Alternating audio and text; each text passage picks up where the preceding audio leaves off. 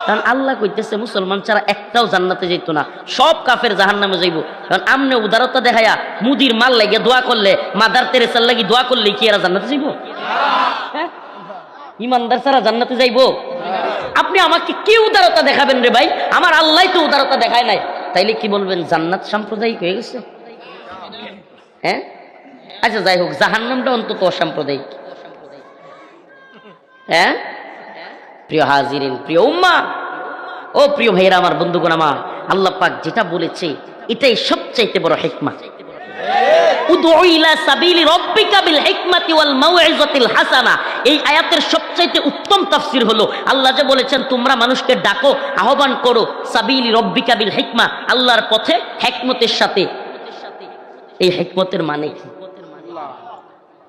ওয়াল মাউইযাতিল হাসানা, সদুপদেশের মাধ্যমে।